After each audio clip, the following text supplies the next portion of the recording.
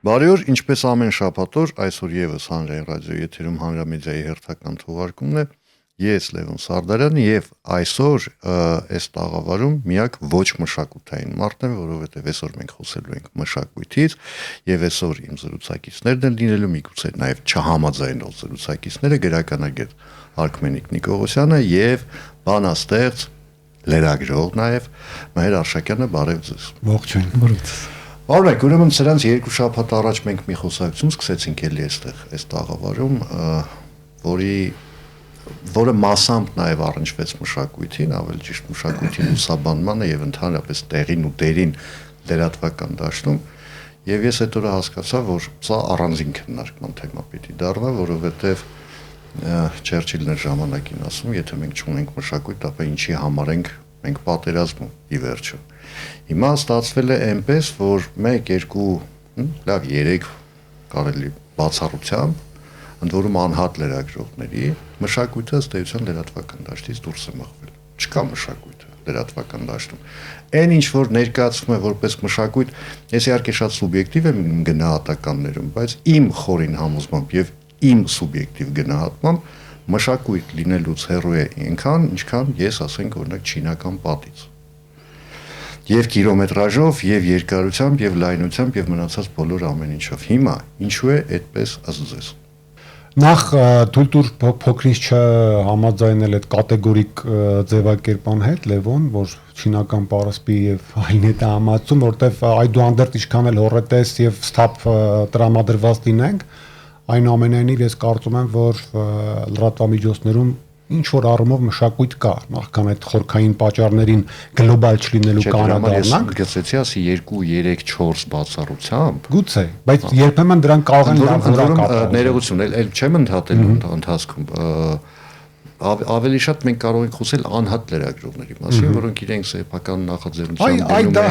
եւ այլն, բայց ընդհանուր առմամբ լրատվական դաշտում որպես այդպեսին, այն ինչ որ մենք ունենք, դա մշակույթ չի ընդհանուր առմամբ։ Ամեն դեպքում ուզում եմ մի քիչ հեռվից սկսել այս նախև առաջ, որտեղ մեր զրույցը վստահ եմ ինչ-որ վատ բաների մասին է լինելու ավելի շատ նեգատիվ, ես ուզում եմ հիմա հետահայաց իմ շնորհակալությունը հայտնել մեր գրական մամուլին, աջակցած արտագրական մամուլին 90-ական թվականներին, որովհետև մենք տարբեր պատճառներով 90-ական թվականներին չունեինք գրական մամուլ, ոչ գրական թերթներ տպագրվում, ոչ գարուններ տպագրվում նորմալ էլ չասած մյուս թերթերի մասին եւ արտագրական մամուլը իր վրա վերցրեց այդ ծանր բեռը մշակույթը լուսաբանելու գրականությունը եւ շատ մարդիկ կվկայեն, որ մեր գրականությունը ըստ ամենայնի ապրեց, զարգացավ հենց արտագրական մամուլի շնորհիվ։ Եվ երբ որ այսօր գնահատում ենք այդ վիճակը, հա, իմ աչքի առաջ միշտ այդ պատկերն է, ինչու էր ժամանակին էլի ամբողջովին քաղաքականացված հասարակության մեջ, ամբողջովին սոցիալական տարբեր խնդիրների մեջ ներքաշված հասարակության մեջ արտագրական ըստ ամենայնի կուսակցական քաղաքական մամուլը այդքան մեծ տեղ տալիս մշակույթին։ Իզնից լավ կհիշեք, մանավանդ մհերն էլ լրագրության ոլորտում չկար իրեն հարգող, ինչպես ասում են, որևէ լրատվամիջոց, թերթ, որ այն ժամանակ հրատարակում էր, որը չունենար մշակույթ խորագրով էջ։ Ավելին ասեմ, կային նույնիսկ թերթեր, որ պարտադիր մշակույթներ, կային նույնիսկ թերթեր, որ 2 էջ էին տրամադրում մշակույթին։ Հիմա ահա այս զուգահեռի մեջ, այս փաստի մեջ մենք գալիս ենք այսօր ամենագլխավոր պատճառին, ինչու չկա մշակույթ։ Մշակույթ չկա մեր լրատվամիջոցներում, որովհետև չկա պահանջարկ այդ մշակույթը սպառելու, այդ մշակույթի մասին իմանալու, այդ մշակույթից տեղեկացված լինելու եւ այլն, եւ սա կարծում եմ ամենակարևոր բնորոշումն է նաեւ մեր ժամանակների, որովհետեւ ասեք մենք հիմա տարբեր հանգամանքների բերումով հնարավորություն ունեինք եւ ունենք այսօր էլ ունենալ, չգիտեմ, առանձին մշակութային հեռուստատեսություն, հա, առանձին մշակութային ռադիո, առանձին մշակութային գրական կայքեր ունենք այսօր շատ լավ գործում են, բայց բավական է օրինակ նայել այն դիտումները, որ ունեն այդ կայքերը, բավական է նայել կամ այդ դիտումների հաճախականությունը եւ այլ տարբեր երևույթներ, ապա կտեսնենք, որ այն մյուս լրատվամիջոցներում մշակույթի ներկայությունը պայմանավորված է ընդհանրապես սպառմամբ։ Եվ մի եկեք էլի ասենք մենք կգցենք, որ ահա չեն անդրադառնում, չեն մոտենում մշակույթին ինչպես հակն է, որովհետեւ սպառում չկա, գրեթե բացարձակապես։ Ես քո հետ հիմա համաձայն չեմ, հիմա բայց մինչև անհամաձայնությունս հայտնելը ես երկու մարդու եմ ուզում տալ, որոնց շատ շնորհակալ եմ իրենց հերոսական ջանքերի համար, այդ մշակութային անհատական ջանքի համար Արայիկ Մանուկյանի եւ Նունեին Ալեքսանյան։ Ես իրենց անունները պետք է տամ։ Նունեին Ալեքսանյան, որոնք ըստ էության ոչինչի դիմաց անում են մեծ գործ, շնորհակալ գործ, ինչի համար ես անձամբ շնորհակալ եմ իրենց։ Հիմա ինչի հետ ես համաձայն չեմ։ Պահանջարկ չկա, բայց այդ պահանջարկը այդտեղ չեմ կարող չհամաձայնել։ Բայց պահանջարկը չկա ոչ թե որովհետև ազգը անմշակույթ է, անկիրթ է, այս է, այն է, չէ, որովհետև վերջին 15-20 տարվա ընթացքում մշակույթը հետևողականորեն դուրս գցեցին օրագարկից։ Ընդ որում այդ թվում նաև լրատվամիջոցների օգնությամբ։ Այսինքն եթե ժամանակին դու ճիշտ նկատեցիր, իրեն հարգող ցանկացած լրատվամիջոցներ, մշակութային էջ եւ այլն, հիմա այդ ամենը չկա։ Ոչ թե որովհետև այդ թերթը չեն գնելու, այլ որովհետև մենք ժամանակին որոշեցինք, որ դա մեզ պետք չի։ Մշակութային հաղորդման համար գնացեք հովանավոր ճարեք, թե չէ չեմ անում։ Եվ այլն, որում այդ ամեն ինչը ասում են մարդիկ, որոնք հատուց ամեն անգամ մեր դարավոր հազարամյակներից եկող մշակույթի կենացն են բարձրացնում, չեն ալարում։ Դե այդտեղ մենք գալիս ենք մեկ այլ խնդրի, մշակութային քաղաքականություն կոչվածին վերջին տասնամյակներում մեր երկրում, որը իսկապես աղետալի հետևանքներ է թողել եւ տարբեր օրենքների կանոնակարգման ժամանակ հեռուստատեսության մասին օրենքի լրատվամիջոցների հետ կապված այդ օրենքների շրջանակում, որտեղ մշակույթի շատ քիչ տեղ է, հատկացված։ Ես ձեզ նույնիսկ ասեմ մի անգամ առիթ եղավ այդ դաշտը նաեւ ուսումնասիրելու հենց պետական մակարդակով պարզվեց մարզպետների գնահատման, մարզպետների գործունեության գնահատման սանդղակներ կան, որով նրանց գործունեությունը տարվա վերջում արժևորվում է, պարգևավճարներ բան, սա մի 5-6 տարի առաջվա բան եմ ասում,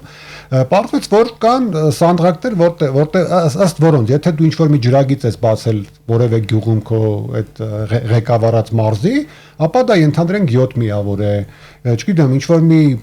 նոր տրակտոր ես ձեռք բերել ինչ-որ մի գյուղի համար, դպրոց ես կառուցել, մանկապարտեզ ես կառուցել, ասֆալտ ես արել եւ այլն, բայց եթե դու օրինակ այդ գյուղում գրադարան ես կառուցել, մշակութային որևէ ինչ-որ ձեռնարկ ես արել, 0.01% էր, այսինքն այդ տոկոսի բաժին, այսինքն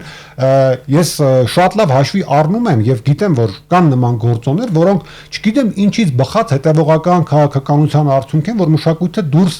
մղվի, բայց ես միշտ դրա համար բերում եմ հակառակ օրինակը։ Ինչու է նույն այդ ջրագիծը այդքան արժևորվել մարզպետի գործունեության մեջ, որովհետև այդ ջրագծի, հիմա գուցե ասեք չհամեմատեմ ջրագիծը, կենսական ջուրը եւ մշակույթը, բայց համեմատում եմ, որովհետև այդ ջրագծի չլինելու համար այդ ամբողջ գյուղով կամ չգիտեմ ամբողջ մարզով կանգնելու էին պայքար էին, չգիտեմ, դուրս գային այդ մարզպետի դեմ, գյուղապետի դեմ, հետո ընդհանուր մինչև հեղափոխություն, բայց մշակույթի համար, գրականության համար մեր երկրում պատրաստ չեն պայքարի, պատրաստ չեն ընդդիմանալու, պատրաստ չեն այդ մասին խոսելու։ Ես դες տասնյակ օրինակներ կբերեմ, ամենաթարմը նաև մեր հաղորդման օրինակն է, երբ հեռուստաընկերություններից մեկի փակվելով այդ հաղորդումը փակվեց եւ մենք վերջին այսպես հաղորդումը թողարկեցինք, մեկ էլ տեսնեմ ամբողջ ազգս ավաղում եւ ափսոսում է, որ այդ հաղորդումը չկա, չէ՞, բայց եթե ինքը ավելի շուտ ավաղեր եւ ափսոսեր, գուցե այդ պահանջարկը լիներ, այդ հաղորդումը լիներ, նույն նաև ռադիոյում, երբ որ խոսքի տարածությունն էի վարում, անդադ տեսնում էինք լայվով քանի մարդ է նայում, քանի մարդ են հետևում, բայց երբ որ ես հայտարարեցի, որ գիտեք, ինչ այսօր խոսքի տարածության վերջին թողարկումն է, վերջին լայվն է, տասնապատիկ, եթե ոչ հարյուրապատիկ ավելի շատ դիտումներ ունեցավ այդ հաղորդումը եւ բոլորը լացակումած ինչու եք փակում, որովհետեւ չէ, դե մենք այդպեսի բան ունենք, չէ, սովորույթ ունենք, չէ, հեկեկալու։ Okay, բայց մենք այդ չտանենք էլի մենակ գցենք այդ Չէ, այստեղ ես նայեք, տեսեք, այստեղ մերին էլ էսա խոսելու հնարավորություն տանք էլի, որովհետեւ Արկմենիկ Նիկողոսյանը տենց շատ կուտակված, շվեյկի ասած ներքնակի նման հոգի դատարկելով գնում է։ Տեսեք, ես մենակ լրատվամիջոցներին չի որ այստեղ ուզում եմ մեղավոր անել ու ընդհանրապես ես չեմ ուզում լրատվամիջոցներին մեղավոր դարձնել այստեղ։ Ես ուզում եմ հասկանանք մենք միասին ինչու էսպես եղավ ու ինչ պիտի արվի, որ այդ իրավիճակը փոխվի, որովհետև հա հիմա դնել այստեղ գիտեք ինչ կա տասնամյակներ շարունակ էս արվեց այն բանը, հա գնացինք մեռանք հետո նոր սկսեցին սիրել եւ այլն, դրանց միևնույնն է որ չի փոխվելու, պետք է հասկանալ ինչ պետք է անել։ Մեջան։ Ես էսպես եմ պատկերացնում Մախ մի քիչ հարաբերական ասել մշակույթի լուսաբանում, որտեվ լրատվամիջոցի կոնցեպցիա, լրատվամիջոցի բովանդակությունը փոխվել ընդհանրապես աշխարհում եւ Հայաստանում։ Հիմա ըստ էության չլուսաբանվող բան չկա։ Այսինքն եթե մենք ասում ենք մշակույթը չի լուսաբանվում, մշակույթը չի լուսաբանվում գուցե լրատվական կայքերում, այո։ Բայց մենք ավելի քիչ լրատվական կայքերում ենք, քան սոցիալական ցանցերում։ Իսկ սոցիալական ցանցերը լցված են մշակույթով։ Ընդ որում եւ հայկական, եւ ցանկացած ամերիկյան, մենք հիմա սոցիալական ցանցերի միջոցով տեղեկանում ենք համաշխարհային, այսպես ասած, պերեպալող բառը հայերենացը։ Դա բաների փոփոխություն։ Ոդիսեվս ֆիլմի մասին։ Մենք ամբողջությամբ ֆիլմը դեռ չնայած մենք արդեն ըստ էության գիտենք ինչ շերտեր է իր մեջ ընդգրկում այդ ֆիլմը։ Ասած ինչա որ գիտեն որ այնտեղ հերինեն սևամորթա մնացածի մեջ շատ չեն խորացել են որոնց չէ դա ինձ բնավ չի վրթովեցրել ի տարբերություն շատերի հա այստեղ էականն է որ հերինեն պիտի գեղեցիկ լինի թե ինչ գույն ունի դա արդեն երրորդական արծ համել հոմերոսը կույր էր ինչ չէ հերինեն ինչ գույնի մաշկա ունեցել ինչ գույն է եղել թեպետ տրոյայում պիտի որ սպիտակ լիներ ցնցումա պետք մեզ ընդ որում պայմանական ասած պայմանական ես վստահ չեմ որ հատկապես դա կաշխատի բայց օրինակի համար ինչ որ մեկը նկարահանում է երկիր նայերին եթե վատն է ցնցումա եթե լավն է ցնցումա Երբ դեպքում էլ հիմա չէ, հիմա տես ցնցում, լավ, ցնցում։ Հիմա լավ, հիմա ստացվեց որ մենք գրականություն ենք քննարկում կամ ասենք գրականությունը ոչ միայն լավ, հիմա կինոներին որ անցած։ Այսինքն եթե վատնա, չէ, հիմա ցնցում ասենք Գարեգին Նժդեհ ֆիլմը լավն էր թե վատն էր։ Օրինակ իմ համար վատն էր։ Չէ, մի շատ կարևոր կետի բերեց Լևոնը, որի մասին ես ուզում եմ անպայման խոսել, տեսեք, եթե պատճառները որոնք են տասնյակ են, բայց ես կարծում եմ պետք է իրական պատճառների մասին խոսենք։ 90-ական թվականների վերջերին 2000-ականներին այսպես տարբեր միջամտությունների արդյունքում մենք նաև կանգնեցինք այսպես չասեմ երկընտրանքի առաջ, այլ տարակուսանքների առաջ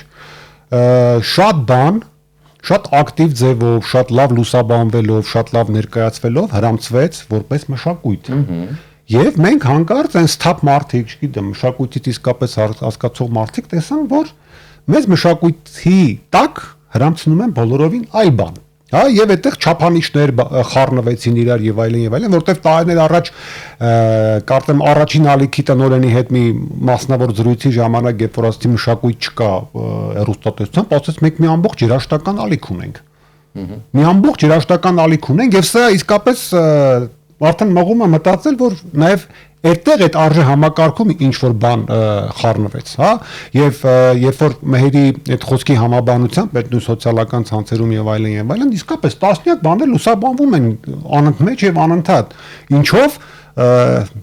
մշակույթի լուսաբանում չի, չգիտեմ, անունները չտանք չգովազդենք, թեպետ լավ էլ գովազդված են։ Ընդհանրենք Օքսի Ավդալյանի ինչ որ նոր տեսահոլովակի նկարահանման մանրամասների լուսաբանումը, ասենք, այսինչ լրատվամիջոցում։ Այստեղ գալիս ենք ուրեմն այդ արժեբանական հարցին եւ ըստ ամենայնի հասնում ենք մի փակուղու, որտեղ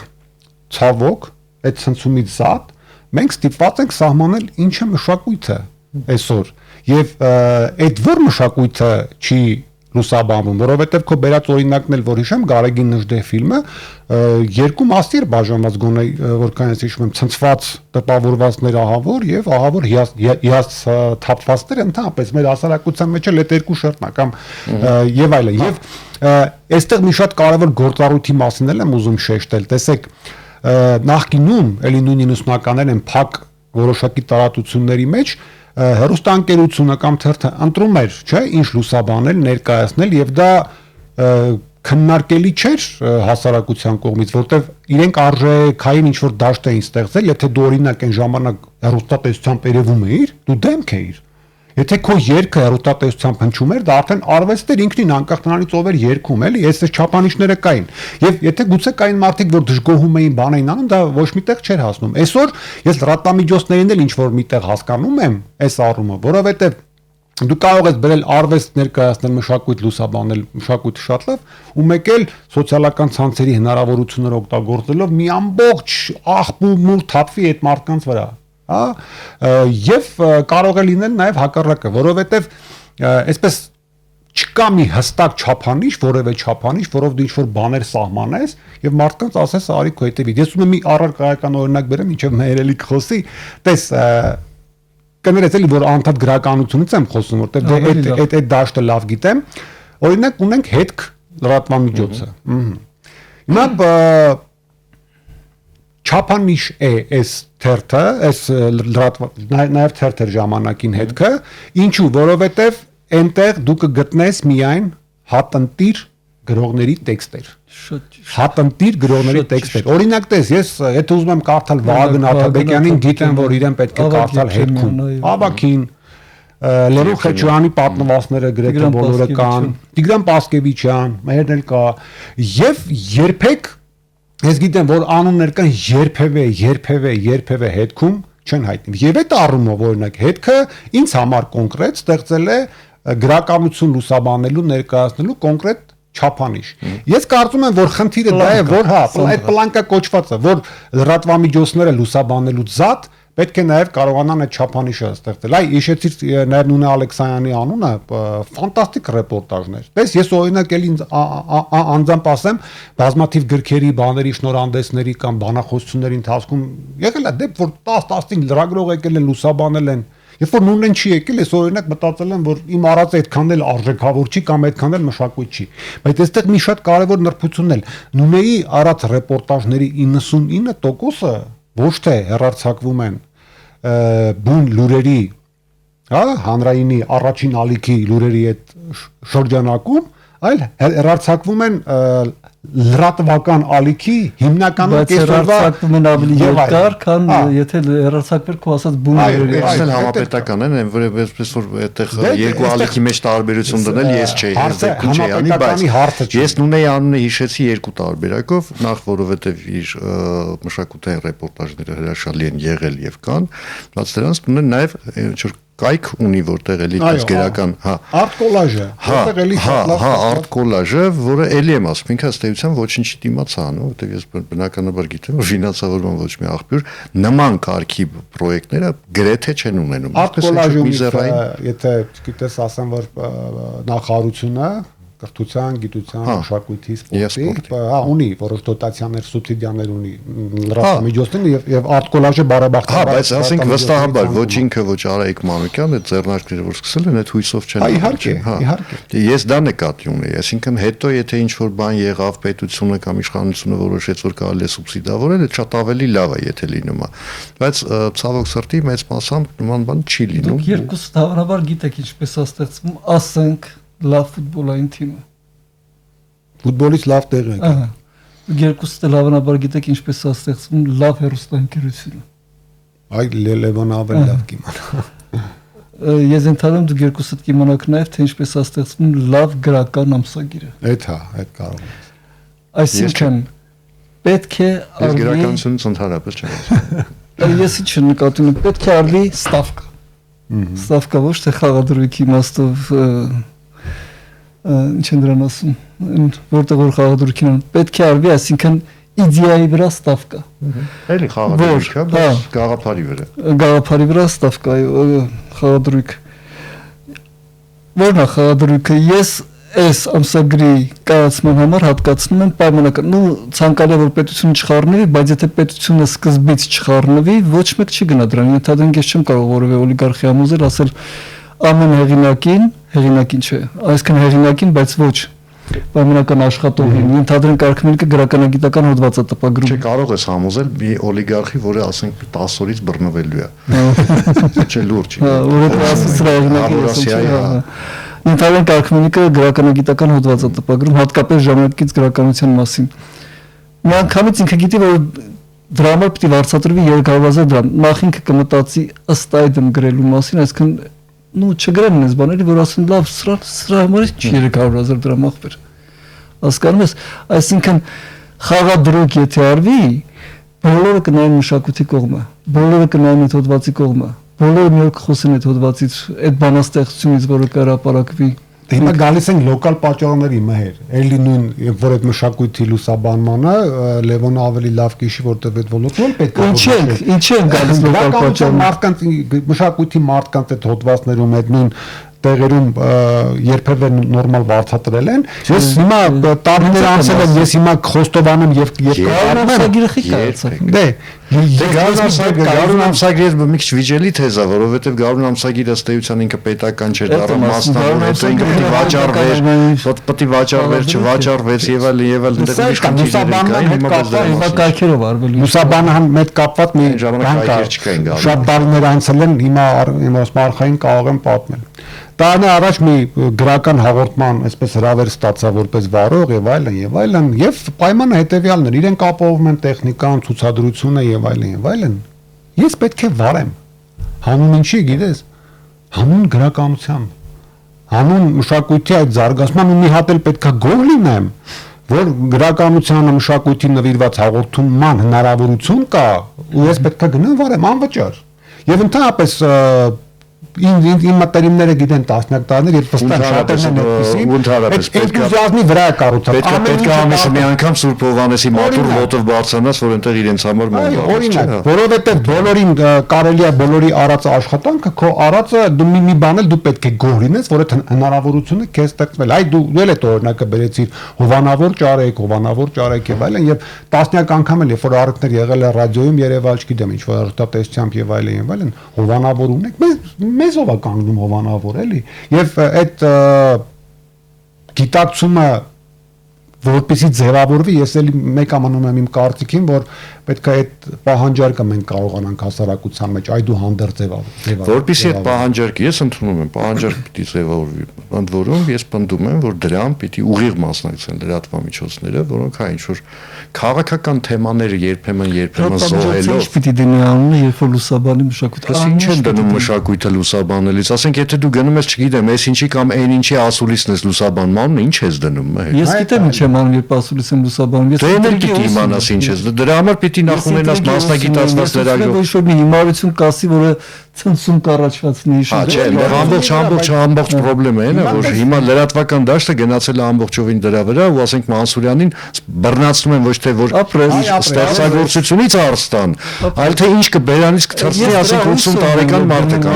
դա է ուզում ասել որովհետև բանա այն սա նաև էլի այս դեպքում լրատվամիջոցները արձագանքում են կոնկրետ հասարակությանը ես տարբեր առիթներով նաև դրանից դժգոհել եմ դրա մասին խոսել եմ քեզ չեն կարդա քո գրած երաժշտությունը չեն լսի քո կտավների ցուցահանդեսին չեն գնա քո ներկայացումներին չեն գնա ասկի չգիտեն ինչ դերես խաղում եւ այլն բայց հենց որ մի բան եղավ էս երկրում ինչ որ մի բան կատարվեց որտեղ են մտավորականները եկեք ձեր խոսք ասեք արա մենք ձեզ ինչ խոսք պետքա գանք ես ով եմ գամ քեզ խոսք ասեմ օրինակ դու ինձ գրքերը չես կարդացար իմ երաժշտությունը չլսել ով եմ ես գամ քեզ խոսք ասեմ կամ հակառակ օրինակը բերեմ Կարինե Խոդիկյանը ժամանակին այդ խոսքը ասաց որպես մշակույթի գործիչ եւ այլն ասում են ինձ այն օրը դրեցին ու դրանից հետո շատ ծանր հիվանդացա դա կարող է լինել բայց այդ նույն լրատվամիջոցները օրինակ կարող են նույն գիտեմ Գուրգեն Խանջյանին, Հովհաննես Էրանյանին, Մեհերին Արշակյան, մյուսին դերասաններին նկարչներին տարիներով չհիշել, տենց էլ չիմանան, բայց հանգարց մարդ ես, հատկապես որոշ լրատվամիջոցներ։ Մեկ էլ իմանան, ասենք Մեհեր Արշակյանը ընդդիմադիր կեցվածք ունի, ես ինչ բանը չի հավանել կառավարության, հաջորդ օրը մի հատ բոմբ ինտերվյու հետ ու այդ ամբողջ զավեշտն է, որ այդ ամբողջ ինտերվյուի մեջ երկու հարց կտան նրա գրած գրքերից, այն էլ չլսելով էլի։ Հետո կարող սղագրեն հանեն կամ մոնտաժ անեն։ Բնականաբար հանելու են, ընդորում բոլոր այն մարդիկ, ովքեր Մեհերի ասածներին լայք կամ դիսլայք կդնեն, Մեհերի գրածները երբեք չեն կարող։ Ահա, հիմա այդ մենակ լրատվամիջոցի մեղքը չի, որտեղ է նույն մարդը, որ պետքա վերցնի այդ արտազրույցը կարդա, եթե տեսայա, այդ մասերը առաջ կտա, եթե բանը կարդալու է կթռնի դրանց այդ գրքի մասին ինֆորմացիայի վրից թռնելու է Չգիտեմ, ինչ որ երևի տեխնոլոգիա կա, որ տեսնում են որ մասն է նայվում, որ մասը չի նայվում։ Դե չէ, դե տենց գիր կարդացողներ կան առաջի ու վերջի։ Ինչ որ իմաստով նաև մհերի մեղքն է։ Որպես ընդհանրական կերպար ես, չէ՞, ասում։ որպես Մեր ես քեզ 99 թվականից ասում եմ, որ դու մեղավոր ես ամեն ինչում ու միշտ, բայց այդքան մի Չէ, այն իմաստով որ եթե ես ոչինչ չեմ ապացուցել, այլ միայն